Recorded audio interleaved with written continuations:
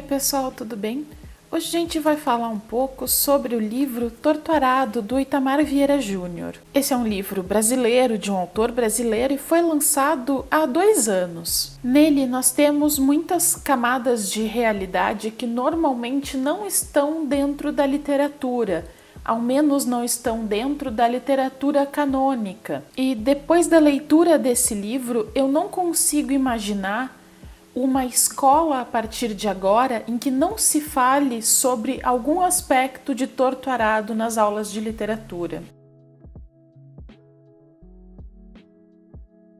Sabia que, mesmo depois de muitos anos, carregaria aquela vergonha por ter sido ingênua, por ter me deixado encantar por suas cortesias, lábia que não era diferente da de muitos homens que levavam mulheres da casa de seus pais para lhes servirem como escravas, para depois infernizarem seus dias, baterem até tirar sangue ou a vida, deixando rastro de ódio em seus corpos, para reclamarem da comida, da limpeza, dos filhos malcriados, do tempo, da casa de paredes que se desfaziam, para nos apresentarem ao inferno que pode ser a vida de uma mulher. Dentre as muitas camadas de realidade que há nesse livro, eu preciso dizer que são poucos os autores homens que conseguem retratar as verdades da vida de uma mulher na sociedade brasileira como esse autor fez nesse livro. É claro que seria necessário, para mim, nessa análise, trazer também os recortes que colocam diferentes mulheres em diferentes situações. Mas aqui o meu foco é no livro, e mesmo que nos recortes diferentes mulheres passem por diferentes violências, me parece existir uma unidade que coloca mulheres de modo geral em uma situação de submissão. Umas diferentes das outras, é claro, mas há essa questão da submissão social. E aqui eu não vou falar de outras questões porque elas não aparecem no livro, mas é óbvio que há outros recortes que incluem outras pessoas, que incluem não só o gênero, mas a sexualidade e a colocação social mesmo de cada um. Aqui eu quero exaltar essencialmente o fato de um autor homem ter falado sobre tudo que uma mulher passa em sociedade. E para mim esse é mais um exemplo de que para entender o que as outras pessoas passam, tu não precisa necessariamente passar por aquilo. Basta ouvir o que as outras pessoas têm para dizer. Porque se em outra pessoa aquela realidade está doendo, é porque aquela realidade está errada. No enredo do livro, nós temos 2 irmãs que são essencialmente as protagonistas, a Bibiana e a Belonísia. Elas são 2 irmãs que são até próximas de idade, convivem bem, e elas são unidas por um acidente da infância. Essencialmente, elas pegam uma mala velha da avó, abrem e descobrem uma faca muito bonita ali dentro. Naquela ânsia de criança, de querer provar as coisas, elas acabam colocando a faca na boca. E é assim que acontece um acidente que vai marcar as 2 para sempre. Porque nesse acidente, uma delas passa a precisar essencialmente da outra.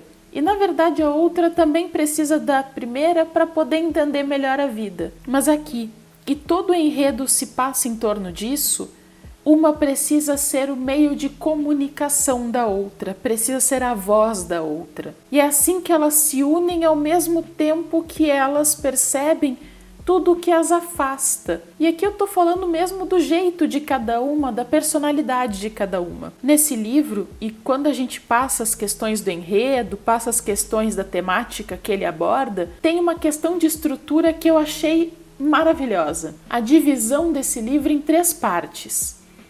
A primeira se chama Fio de Corte e tem como protagonista a Bibiana, que é a irmã que não se fere nesse acidente, e ela quem nos conta como era a vida antes, como foi o acidente e tudo o que passou a acontecer a partir dali, porque ela precisou ler muito mais a irmã para poder fazer um meio de comunicação da irmã com o mundo. Na segunda parte, chamada Torto Arado, nós temos como narradora a Belonísia, que é a irmã que se machuca, e nessa parte nós temos um aprofundamento de tudo o que a Belonísia não pode falar porque não consegue mais fisicamente, digamos. Por isso nessa parte nós temos um aprofundamento de questões psicológicas mesmo da Belonísia e um estreitamento da vida dela, do corpo dela em relação à natureza.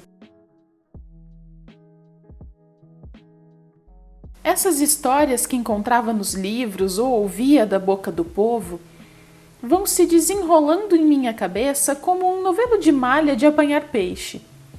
Quando sento quieta para costurar uma roupa velha ou levanto a enxada para devolvê-la de novo ao chão, abrindo covas, arrancando as raízes das plantas, é que esse fio, que tem sido meu pensamento, vai se fazendo trama. Nessas horas eu, que tomei raiva de homem, que nunca mais quis deitar ou casar com um homem, talvez deitasse de novo só para ter filhos, para ter com quem sentar para desfiar essas histórias que não me abandonam. Talvez lhes desse uma pilha de cadernos velhos, manchados de umidade da chuva ou roídos de traças, para que lessem e pudessem entender do que somos feitos.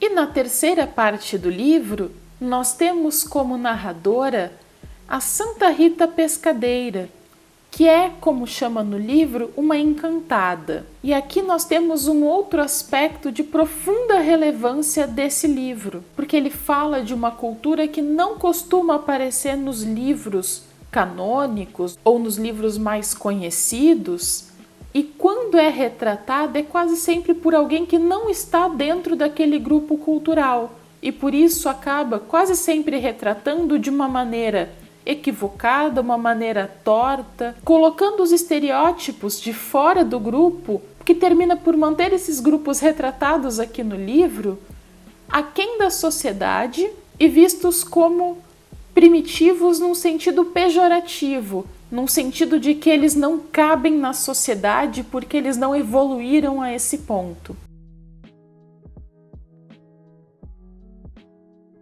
Que contava e recontava a história de Água Negra e de antes, muito antes dos garimpos, das lavouras de cana, dos castigos, dos sequestros de suas aldeias natais, da travessia pelo oceano de um continente para outro.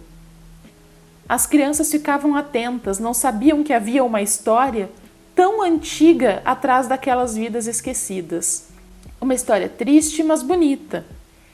E passavam a entender por que ainda sofriam com preconceito no posto de saúde, no mercado ou nos cartórios da cidade, onde lhes apontavam, dizendo: "Olha o povo do mato", ou "negrinhos da roça". Compreendiam porque tudo aquilo não havia terminado. Você incutiu naquelas vidas um respeito grande por suas próprias histórias, mas agora nem você conseguia mais se iluminar com a esperança de que a mudança fosse possível. Muito menos acreditava que algo do que aprenderam pudesse fazer diferença para serenar a revolta que lhe incendiava.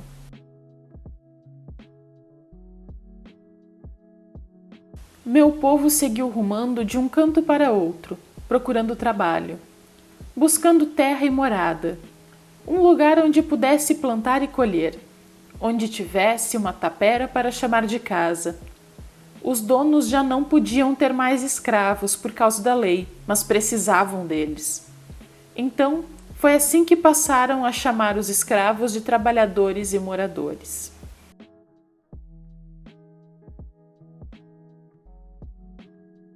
E nessa construção narrativa, através dessas três partes, em cada uma delas nós conhecemos um pouco do todo da história. E é ao final da narrativa que nós conseguimos juntar uma história completa, a partir dessas três visões, que são três visões indissociáveis sobre os mesmos fatos, sobre a mesma realidade. Ainda, como já deu para perceber, existe muito da realidade regional social, as muitas camadas que colocam as pessoas em diferentes posições na sociedade.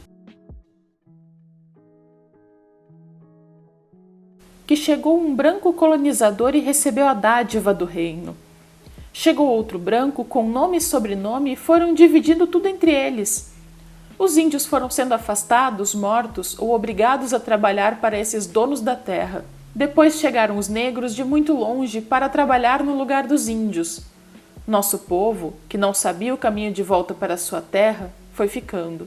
Quando as fazendas deixaram de produzir porque os donos já estavam velhos e os filhos já não se interessavam pelo trabalho de roça, porque ganhavam muito mais dinheiro como doutores na cidade e nos procuravam cercando terras pelas extremidades da fazenda, dizíamos que éramos índios.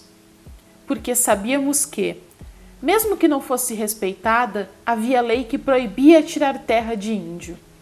E também porque eles se misturavam conosco, indo e voltando de seu canto, perdidos de suas aldeias.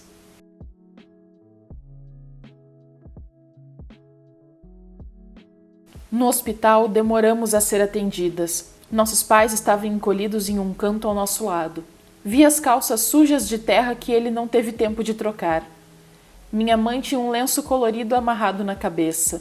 Era o mesmo lenço que usava embaixo do chapéu que levava para se proteger do sol na roça. Ela limpava nossos rostos com peças de trouxa de roupa, a cada momento com um novo tecido com cheiro de guardado e que não conseguia identificar. Meu pai ainda segurava a língua envolta na mesma camisa. As folhas estavam guardadas nos bolsos de sua calça, talvez por vergonha de o apontarem com desdém como feiticeiro dentro daquele lugar que ele não conhecia. Foi o primeiro lugar em que vi mais gente branca que preta.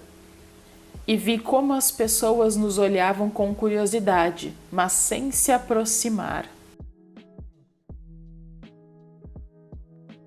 É interessante quando se coloca, finalmente, como protagonistas um outro lado que nunca teve a oportunidade de contar propriamente a sua história. Porque mesmo com esforços e que alguns outros autores tenham conseguido de alguma forma mostrar como era a vida dessas pessoas, ainda assim, a não ser que a própria pessoa conte a sua história, qualquer outro que conte, mesmo com toda a pesquisa e toda a boa vontade, ainda assim não vai conseguir contar exatamente a história que só a própria pessoa que vive pode. Então é esse protagonismo que o autor coloca nessa história. E é esse protagonismo que muito tempo antes já foi quase que retirado, se a gente pensar na Maria Firmina dos Reis com Úrsula, se a gente pensar em outros autores e autoras que até escreveram, mas não tão dentro da literatura considerada canônica ou considerada mais relevante, na maioria das vezes não estão por serem mulheres ou por não serem brancos ou brancas, de modo geral por não estarem dentro do padrão esperado daquele que vai ser intelectualmente superior e assim vai poder escrever. O que, convenhamos, é um conceito completamente errado, mas é